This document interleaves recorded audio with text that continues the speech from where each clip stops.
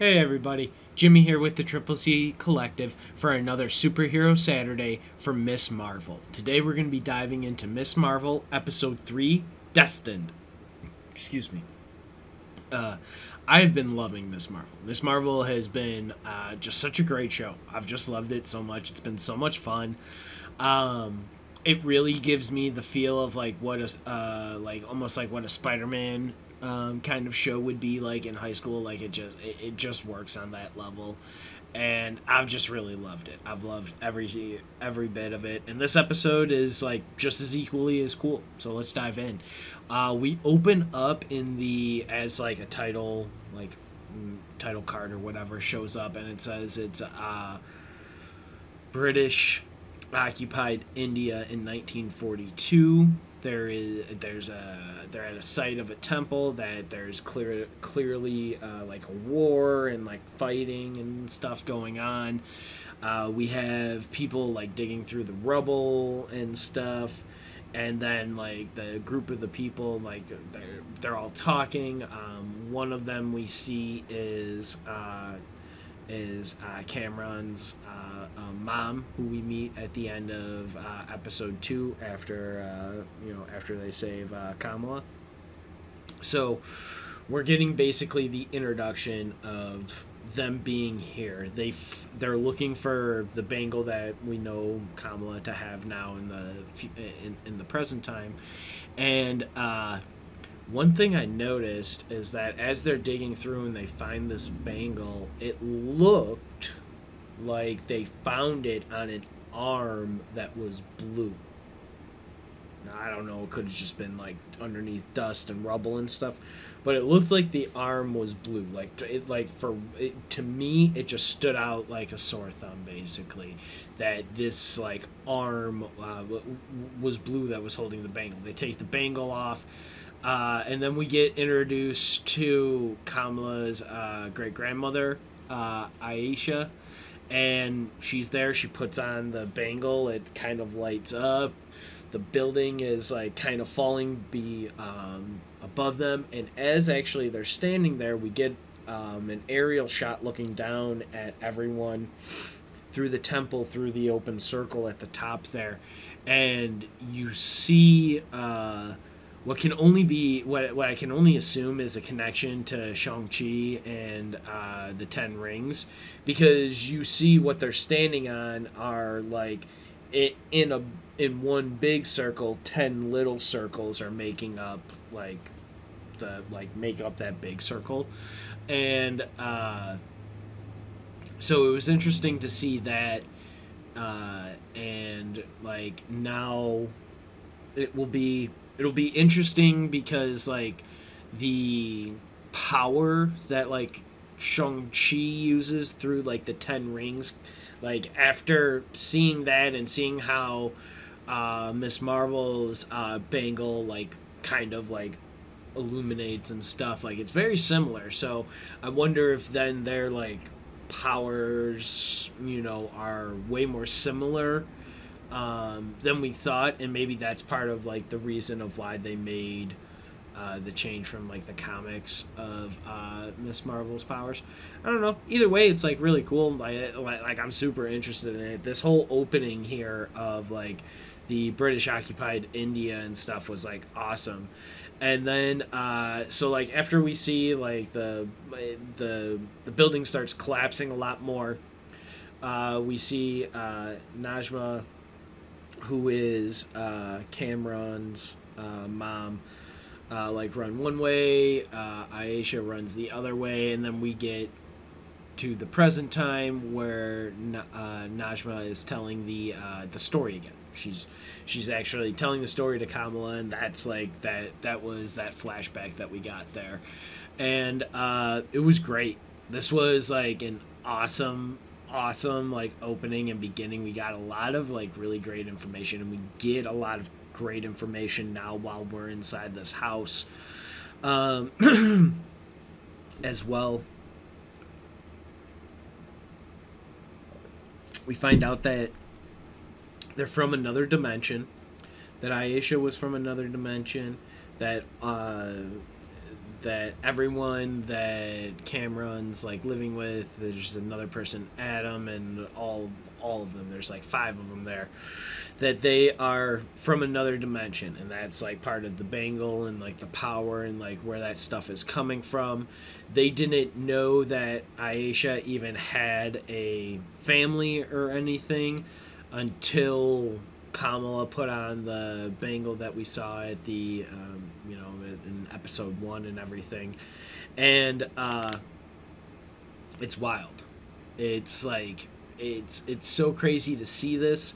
And they find out that they are they were separated during the partition from like Aisha. They didn't know what happened. A lot of people got lost, they said, during all of that.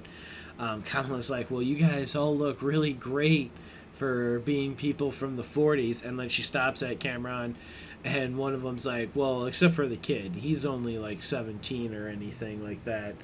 And Kamala very, very embarrassingly, but totally on point for like I feel anyone else is like, oh, that's good. Like, like she's like, oh, that's a relief that the that the dude that I'm like totally having a crush on and stuff is actually like relative to my age and like a dateable person and not somebody who's hundreds of years old as she's just like finding out.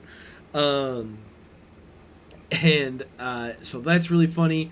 But the best thing is that we find out what is powering the bangle and giving her those light powers, and it's the presence of Noor, is what we come to find out, and that like Kamala confirms that Noor is light, like means light, and she explains, or Kamala gets explained to her that not Najum, Matt, Adam, and the rest of them, Cameron, that they are known as clandestines, aka Ajnabi, Majnun, unseen, or commonly known as Jinn. Din, sorry. Um, and this is wild because this is Kamala's like biggest fear. This is like the stuff that she that like she grew up saying as like ghost stories, except they're real, and like that's what we find out in this next part. Like, so after this, Kamala goes on her way and she's like, hey, I'm willing to help you. I'll try and help you figure out how we can get you home or whatever, but like, yeah, I gotta go later. And so she leaves. It's the next day. She's talking with Bruno, and she's like, it was the craziest night ever. I can't believe all of this happened. And like Bruno's like, whoa, cops called me. Like, you can't just tell me that you're all right and like ghost for like 8 hours or whatever. Like, what's going on here? And we get the one of my favorite lines. We get a gin and tonic joke from Bruno, which is awesome. I giggled really hard at that, probably like way more than I should have. But she finds out, Kamala explains that she finds out what she is, that she's not a Asgardian, she's not an alien, not anything cool like that. She explains that they're like, for her, there are ghost stories, and then there are jinn stories.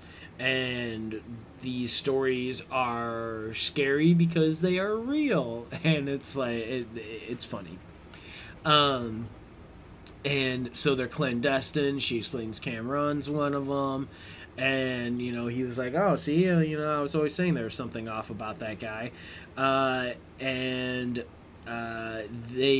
but Kamala is like, but they told me about my powers. Like, they told me about my great grandmother. They knew about the bangle. Like, we should work with them because they can give us information. If helping them get home also allows us to figure out more of like what I can do and how I can use this and how I can be like a better superhero, like we should help them then. Like, we should get that knowledge. And Bruno, is like begrudgingly all right. And then we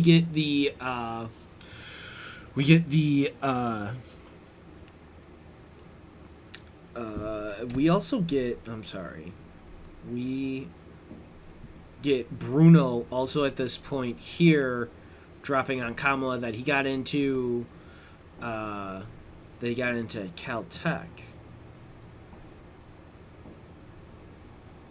I believe. Hold on. Oh, I've lost my place. That's okay. Either way, he is talking with Kamala and Bruno are talking, and she explains everything that Cameron's family basically tells her. Then we get the cut to the Department of Damage Control showing up at the mosque, being very like rude, just trying to search the place without a warrant and no cause or anything. And Nakia stands up, and it's awesome. Like she puts that female FBI agent who is like an awful person in her place, and it's great. And it's awesome because that female FBI agent is just trying to use nothing but scare tactics to try and make Nakia and the rest of the members of the mosque there just kind of be scared and intimidated because she's an FBI agent. Oh, God. She's the worst. And but it was great seeing Nakia like stand up for herself and for her people, and like we've come to find out a little bit. Actually, dive into the interaction a little bit here. It's great because I believe it's Sheikh Abdullah, they call him, is like, hey, like the flying person that you're talking about, this enhanced person, doesn't operate out of here, but if you do know anyone who flies, that'd be great. Send them my way because we do need our gutters cleaned. And that he makes a little joke like that. And then the FBI agent tries to search the place. That's where Nakia's like, no, not without our permission, and definitely not without a warrant. And this is where also the FBI agent like kind of steps up and tries to like lean in and like lean on them and basically pressure them. And if they don't bend and they don't break there, they're like, no, you have no permission you have no right to be here, you have no warrant to search this place, you can leave. And once they leave and on their way out, the Sheikh Abdullah, he actually is awesome. It's so great, and he's like, hey, like return with your signed warrant, and next time take off your shoes as well, because that's part of their culture. They're part of like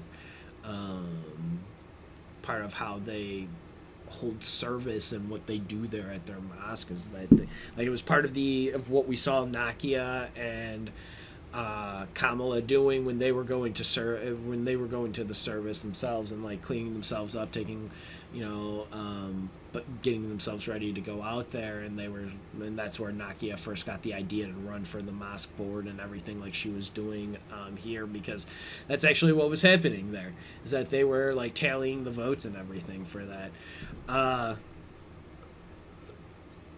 Kamala we cut after this. The FBI agents leave, not searching the place, and Nakia and everyone being like, good job, we stood up for ourselves. But Kamala, we cut back to Kamala. She's back at her house. She's watching like the different trending videos that everyone had taken of her from the previous night, and she's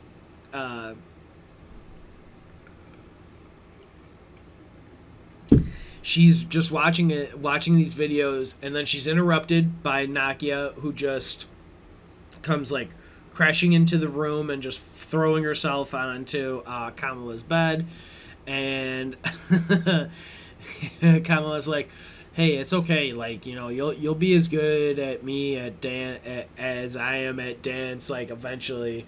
And he's just like, shut up. That's not what I'm mad about. And I'm fine. I'm fine or whatever. And they kind of go back and forth about it. And Kamala asks like what's really wrong. And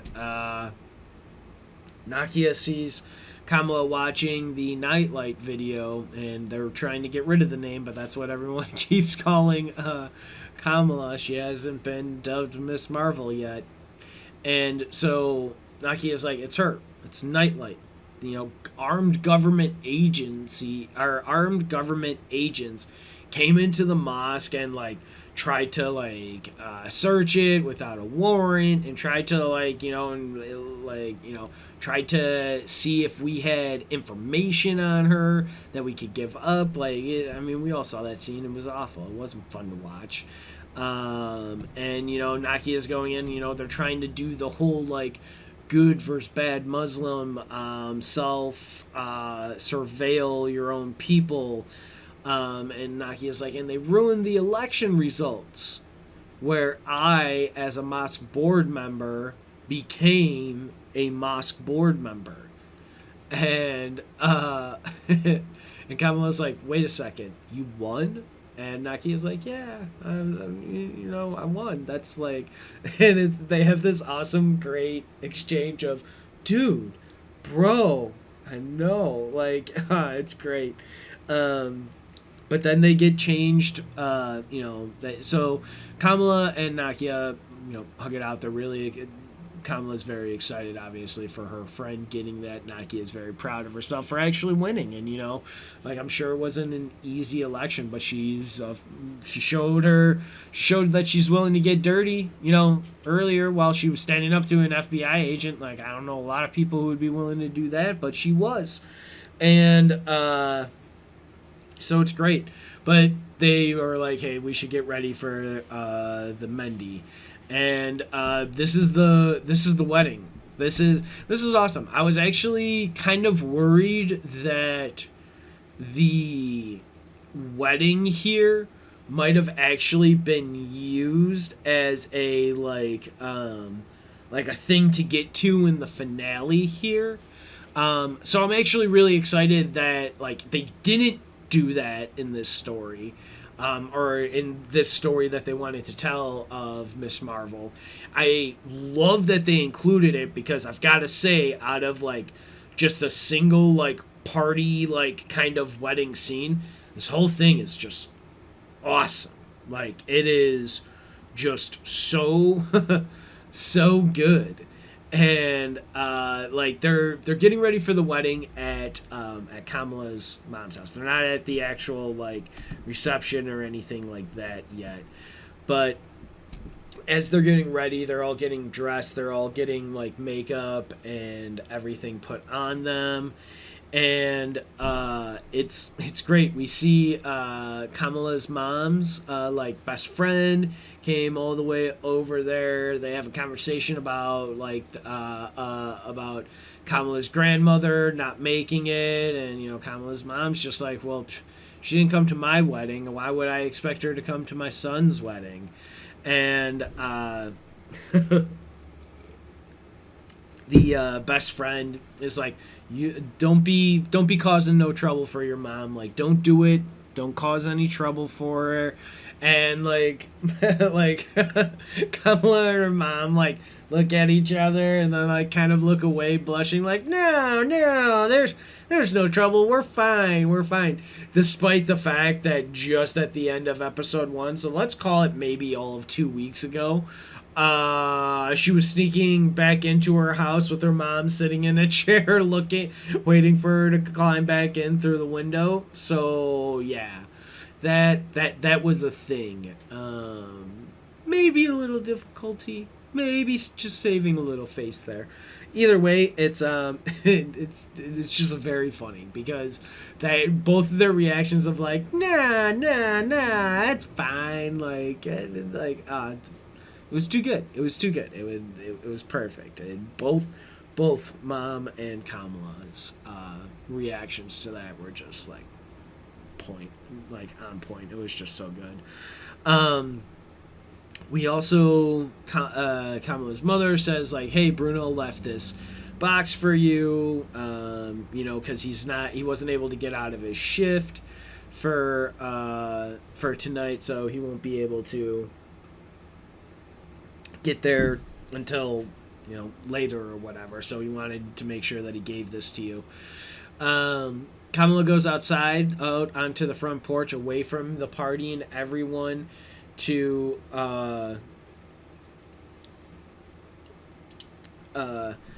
to sit by herself and like open up this box and go through whatever Bruno was giving her. And what it turns out is that Sheikh Abdullah comes out and is like, "Hey, why are you all by yourself? The party's inside." And Kamala, goes to her religious figure in a time of like needing of counsel and stuff that we see so much. And since he's around, he sits down and of course he's gonna help her, at least like try to, like he can only do as much as with the information that he's given. But that's what they do. They have a conversation, and the conversation consists of Kamala asking like, "Hey, heard about the FBI agents? That sucks. What do you think about this nightlight person? Do you think that she's actually trying to do good? Do you think that she is actually like trying to do bad? Like, how do you think that if she wants to do good, how does she show people that she's good or convince people that she's good?" And Sheikh Abdullah like responds by saying, it's not like people aren't just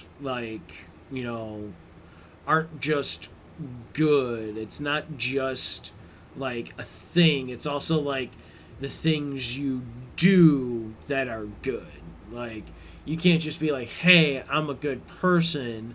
Like, you can, like, the way you show that you're a good person is that you do good things. And so like that's what he's saying here, is that she's got to continue to do like good things, despite always with like the enhanced in every little bit of the MCU, there's always been a version of like who gives them the right, and then there's the Sokovia Accords and all of that stuff that gets tied up into the MCU. So like she's just gotta continue to be good and try and do good. And so that, and like that, I thought that was great advice by him. The Sheikh Abdullah, he eventually leaves the front porch. Kamala opens it, and it's her signature mask. She gets it. It's awesome. I love it. It's an awesome looking mask, and but Bruno made it for her. Then we get a cut to Bruno at the at his store, doing his store shift, and Mr. Khan comes in, gets a cherry pie, a Hostess cherry pie, and he says, my wife, she won't let me have these, but he's like, I just love the syntheticness of it all, and he's just like, long and short, Bruno, I need you to do me a solid and keep a secret. You never saw me take this here. I never bought this. I've been here, but I never bought this here. And like Bruno's like, oh yeah, sure, Mr. Khan, like, your secret's safe with me, man.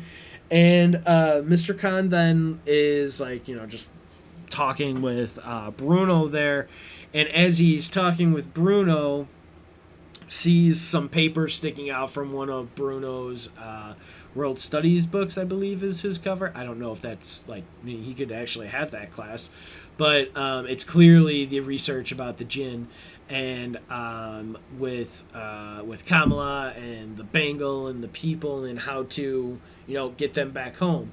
And Mr. Khan is like, oh hey, it's in Yuri. and let me translate and read it for you. I can help you. It's no problem." And Bruno's like, "Oh, no, no, no, don't worry about it. I don't need any I don't need any of your help. Like, I don't want to bother you with it. Like, it's fine." And she kind of like, "Hey, Bruno, it's fine. Let me help you out, man." Reads it, and like they tell the story of the Jin group move in the shadows. They got kicked out of their home world. They're supernatural beings. Sometimes they are called genies. Sometimes they are called demons. There is a hidden group that they're talking about, which Bruno obviously is led to believe that it's the group here that even Kamala's great grandmother was a part of. That they move in the shadows. The key to get them home is to use a force of an ancient burial, but in order to unlock that barrier, they need to use primordial power. So it's like extreme amounts of power of like the sun and stuff, to basically like boom home. I can only assume it would probably look similar to the travel that Thor used to do from Asgard and stuff with Heimdall and all of them, on how they just sent like that huge like spinning beam and basically transported you there. I would assume with like what we've seen in like the powers of like the Bengal and of what we've seen Kamala be able to display into this point, I would assume it's probably in the realm of that. Maybe not exactly that, but I feel that's probably a decent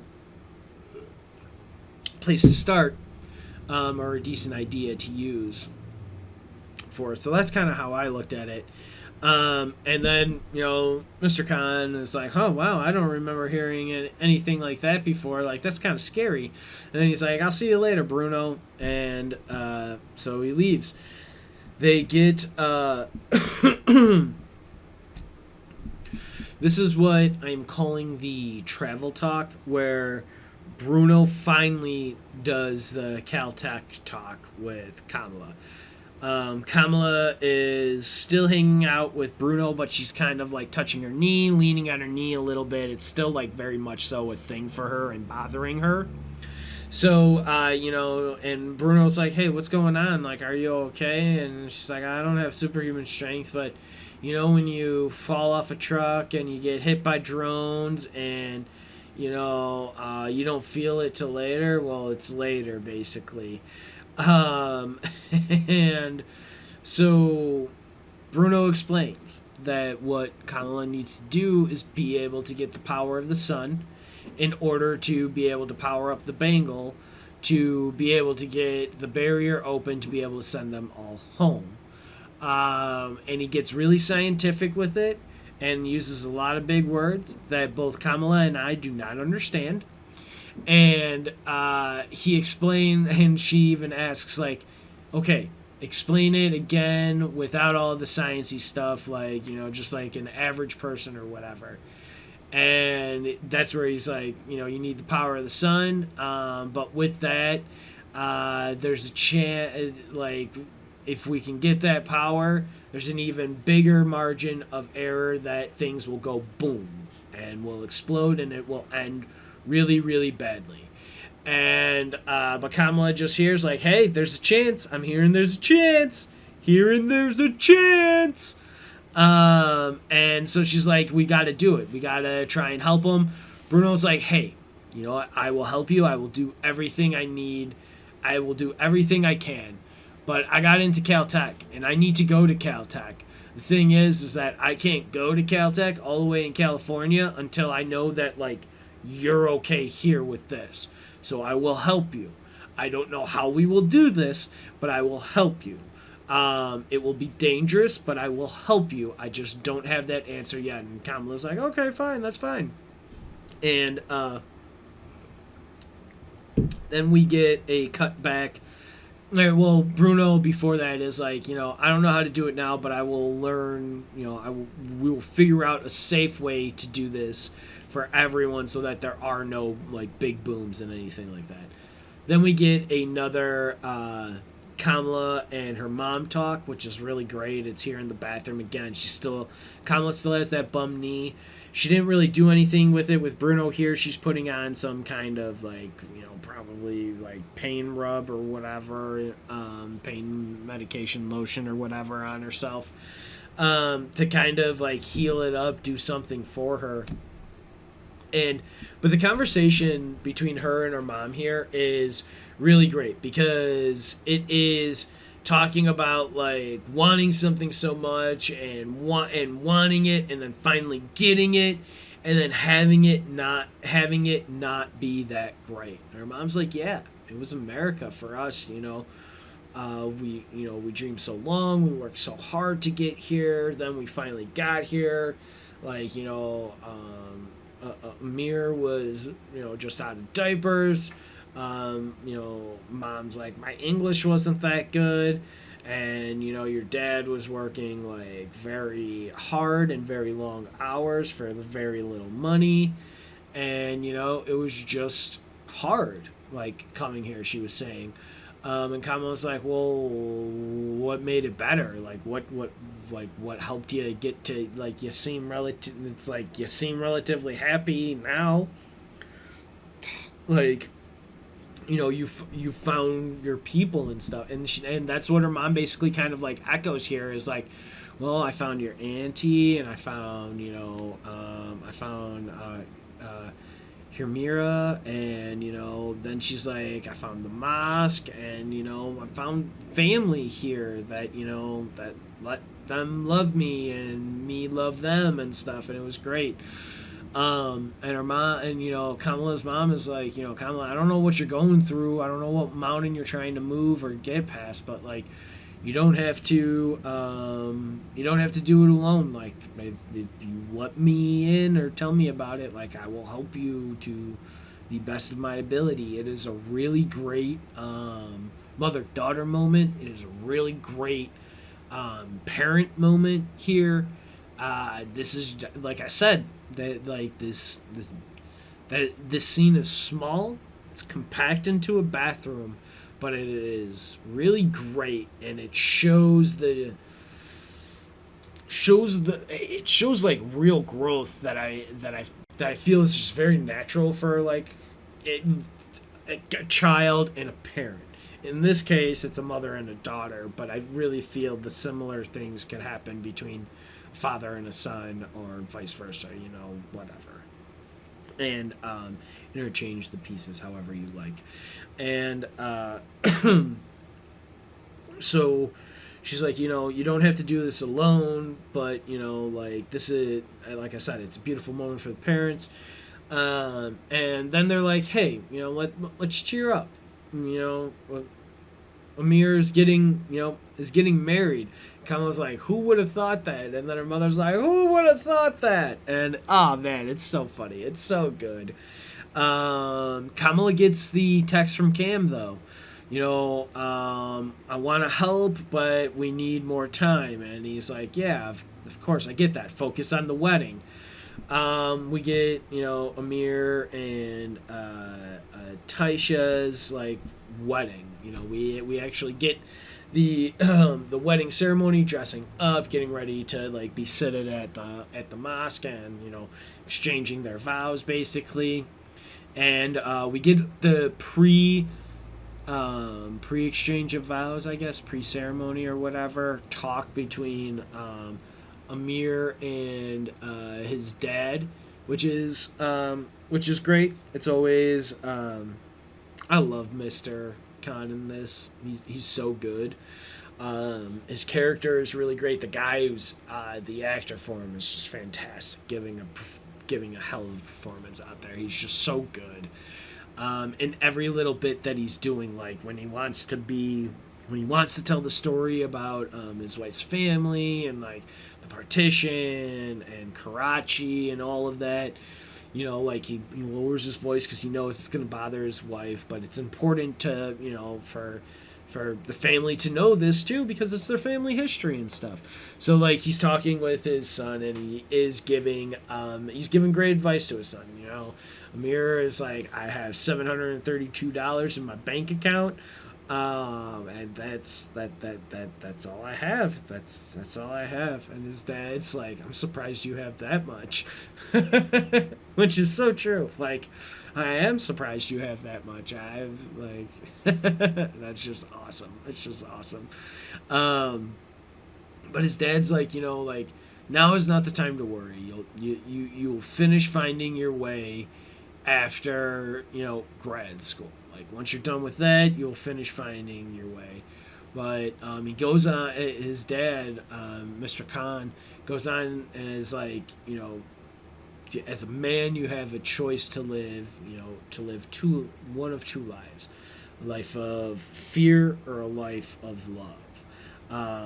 He uses, you chose Junun, passion, faith, courage. It's all about commitment to the love of life and love of one another, and it's brave. You chose family. He his dad says, you chose Masha Allah. You're never alone now, and it's a really great, like, excellent monologue that his dad gives, and I probably didn't do it anywhere near as good of justice, but it's really great. It was a real, like I said, this is my favorite episode so far, and I've really liked Miss Marvel, and I'm not trying to be like, oh, the first two episodes you can skip because this gives it to you. Oh no, like it has built upon each episode very well, expanding, giving us a little bit more, like it really is kind of reading like how a comic is, like how a comic does. Like each scene is a flip of the page or a move to the panel, a move from like one panel to the next on there and stuff, like and you get a little bit more and a little bit more, and you still have your questions about things. They haven't given you all of the answers, but in a lot of ways they've probably tilted their hand. So when we go back and once we watch it all the way through, and then we go back and watch it having all the knowledge, we're gonna be like, oh, this, that, yeah. Either way, then, after this wonderful conversation that Amir and his dad have, it's the mosque ceremony. They both are asked.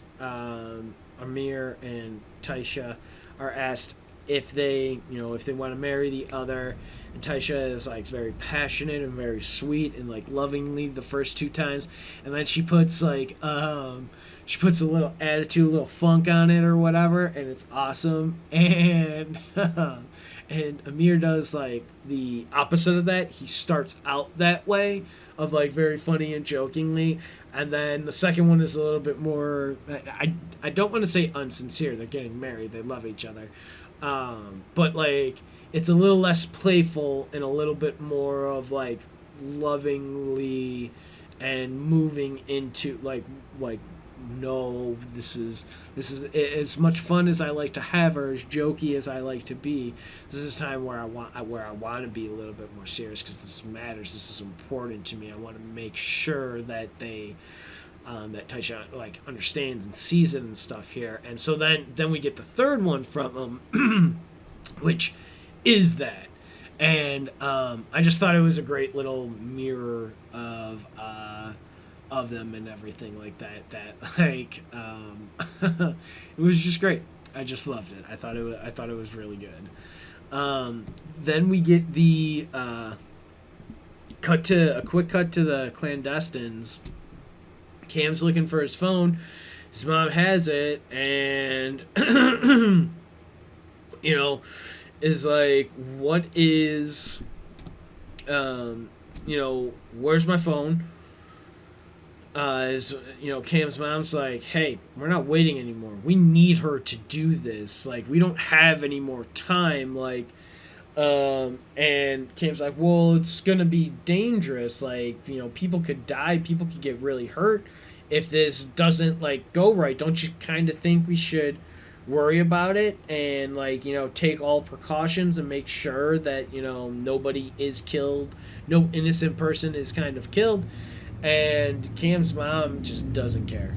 Just doesn't care. She's like, I don't care. We need to get home. This isn't our home. This isn't our worry. We need to get back. And I am not asking anymore. I am telling. We get a cut now to the wedding reception. And like I've been saying all throughout this episode, the wedding reception is my absolute favorite part of the whole episode. The they we get into the wedding reception. We see the bride and the groom, Amir and Tisha. They're getting their heads pushed together, and it's meant to like when you clash, you become closer now after it. They make a joke about an auntie being into Bruno because Bruno is being like taken aside by one of the aunts, like talking or whatever, being talked to or whatever. And then we get the dancing scene sequence. It's a good couple of minutes here, and it's fantastic. It is so lively. It has so much life, so much fun. It is just so cool to see. It was a blast to just see that. And this whole sequence, like I said, like this is just so great. It's just a wonderful wedding. They're dancing. There's great music. They're all having fun. I have never seen a Muslim or been at a Muslim and or Pakistani wedding before like that, which is what this is. And it was great to see. It was just so much fun. It just looked like they were having a ball. And like that's really what a wedding is supposed to be. Like two people getting married who love each other and stuff and are really happy to be together. And then like all of their friends and family just kind of having a good time, usually getting drunk and having some decent food. I'm all for it. Like everything about this was great. The dancing sequences that they had here, they had different numbers for like different people and like different groups and stuff throughout here. Like some of it was like just the women, some of it was just the men. Then it seemed to be kind of like parents of one side and the other dancing, and then it seemed to be like kind of like siblings and stuff of each side then dancing and whatnot, like siblings and cousins and stuff, dancing and everything together, and it was great. I loved every little bit of it. The energy was there. It was just so awesome. It was just so cool. The band playing, because in the previous episode we know that Bon Jovi, they may not have met if it weren't for the song "Slippery When Wet" and "Slippery If Wet" or whatever the Bon Jovi song is, and so they have Brown Jovi, which is just funny. It's funny because they're like, so not only do we do weddings, we do bar mitzvahs, and we do, the list goes on and on and on and on, and that whole little bit was just like funny. We get Kamala and Bruno dancing, interrupted then by Cam. So this is one of those things that, where I was talking about at the beginning of the episode, I was really excited that in this series they did not extend this out throughout the whole series, as like the wedding is on the last episode along with the final final boss battle baked into it as well. I was really excited. Like I kind of figured we'd get some sort of battle here. We're kind of wrapping up, getting towards the end of the episode, and so then Cam shows up and he's like, hey, whoa, we got to get out of here. Brian, I know you're mad at me, but bro, we got to go. You, me, Kamala, we got to go. Because my mom's on her way, if not already here, and it's going to be bad. She wants to kill people because she needs you to do, to bring them back home, like, now. She's not willing to wait because she has found it, and, like, that's That's all what this is. And it's wild. We get into some crazy stuff. Kamala pulls a fire alarm, and we get "Living on a Prayer" by Bon Jovi, playing as the background music to this sequence of everybody escaping because the fire alarm was pulled. Cam's like mom and like the other Jin, have shown up, and it's awesome. It's awesome that the music, just like having that Bon Jovi song like "Living on a Prayer" playing in the background is great. It's so good. It works so well. It fits so well for it. There, Kamala battles the Dins in the kitchen, which is very like reminiscent of like Jurassic Park and stuff. There's actually a few like couple of shots where Kamala's trying to escape from them or to, like trying to dodge them, and I swear it's like almost it's like just a couple of frames, maybe all of like a second or two on screen of like shots straight from like Jurassic Park during this, or at least I thought it. They may not have even done it. It just might have been like, hey, this is the space we're working in, and when you're only working in X space in a certain scene like that, obviously you can draw parallels. But it was cool. This whole fight scene was great. Like they even eventually shut out the lights here so that when Kamala defends anywhere, they all will see the light glow, and they can then like swarm her and everything. And oh man, it's so good. Nakia though, so once we get once we're in the fight with the kitchen, and the wedding is all wedding party is all outside. We also found out that there was another wedding at that same venue, and both of the brides are like, "Oh, hey, you look nice. I'm sorry. Oh, yeah, you look nice too. This sucks, doesn't it?" Kind of thing. We also get this is where one of Kamala's family members is like, "Hey, I saw Kamala pull the fire alarm," and they're like, "You didn't see anything. You didn't see anything because you know what? The DMV revoked your driver's license, so you can't see. We can't take what you're saying seriously at all." We also get Nakia now looking for Kamala. Like, she was outside and was like, "Where's Kamala? Where's Bruno?" She didn't say it, but that's who she's looking for. She's looking for her two friends, and whatever they're doing and wherever they're going and whatever happened. Bruno is questioned by Kamala's parents, like, "Hey, where's Kamala? What happened in there?" And he just doesn't have answers. Excuse me. Bruno just doesn't have answers. And then we move from the kitchen to the fight. Or, I'm sorry, we move the fight in the kitchen to the hall after the lights are turned out and Kamala's basically snuffed out. We get and when I say hall, not like a hallway, I mean like the reception hall, because we see the cake get knocked over and destroyed on the ground. We get Cam coming to try and help and distract. He's able to take on Adam because he's a Din as well and a Jin as well. Dins. And he's able to kind of hold him off a little bit. Bruno got a chair tossed at him, and then he got launched into a wall and like hit a pillar and totally broken forearm or whatever, broke arm.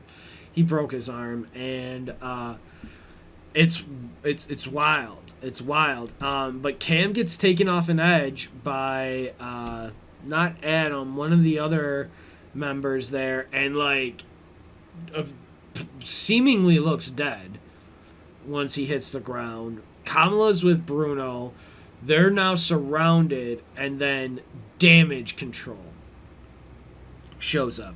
But right before damage control shows up, Cam's mom grabs the bangle and is like, "I need to show you this." And we see picture of a train coming at us, and it says Karachi on the front of it, so we know that's where we're going. Uh, and they damage control then shows up, breaks up that little like vision that they're having, and because that vision is broken up, excuse me, because that vision is broken up, Kamala and Bruno are actually able to like scurry away now, as the rest of the Jinns are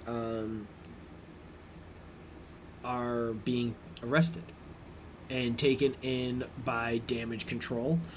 And then Bruno and Kamala escape the back, and Kamala throws her Nor light onto the door to lock it, to keep it closed so no one else can come out it, and Nakia sees it.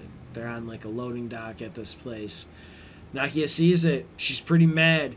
Bruno's like, we don't have time for this right now. I understand you're mad. Nakia, you're going to come take care of me. Kamala, you're going to GTFO right now. And we will reconvene later. Nakia, I'll tell you all of it, but we gots to go. We gots to go. And so they all dip. They all dip out. Kamala makes her way home. Bruno and Nakia make their way. Once Kamala gets home, you know, her parents, Taisha, Amir, you know, are all there. Her parents are like, hey, did you pull the alarm? Like, who were the people that you were there with? Like, who were those people? Did you pull the alarm? Somebody said they pulled that you pulled the alarm. You know, we're not mad, but we can't help you either unless we know what's going on. And, you know, we need you to be honest with us. You know, we want to help you.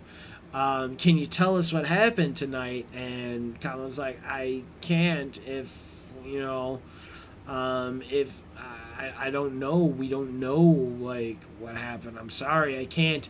And then this kind of, like, breaks up, like, everything. Like I was saying, like, you know, she can't explain it because it's a tough subject, and it will probably break her mother's heart to know that she has played with the bangle, unlocked the powers, but her mother might be like, well, yeah, I know about the bangles and the bangle and the power because I used to wield that back home or whatever. Would be crazy. Would be crazy to hear about that. But you know, Kamala just basically is like, I can't, I don't know. She goes upstairs. She gets a FaceTime call from her nanny, and Nani's like, hey, did you see the train? And Kamala's like, what train? The one from the vision, the one that said Karachi. You need to come to Karachi. You know, I saw that train too. And like Kamala's like, wait, Nani, you saw that train too? And she's like, yeah. Nani's like, yeah, I saw it as well. And then the episode ends. Yo, are we traveling to Karachi here? Are we going worldwide again? Because, I mean, like, we were international with Moon Knight. Are we doing the same thing here? Are we leaving the Jersey Shore? Are we leaving Jersey City to go to Karachi? That'd be cool. The back half being out there. And, like, maybe we get an explanation of the connection to the to Shang-Chi and the 10 rings that we saw there. Maybe. That'd be cool. I'm here for it. This show's been a lot of fun. I'm running really long here, so I'm super sorry about that. I want to thank you all for joining me. Please like and subscribe to us. Follow us on Twitter and Instagram as well. I am Jimmy Clark with the Triple C Collective here for another Superhero Saturday for Miss Marvel, Episode 3, Destined. I want to thank you all for joining me. I hope you all stay safe. Have a great day.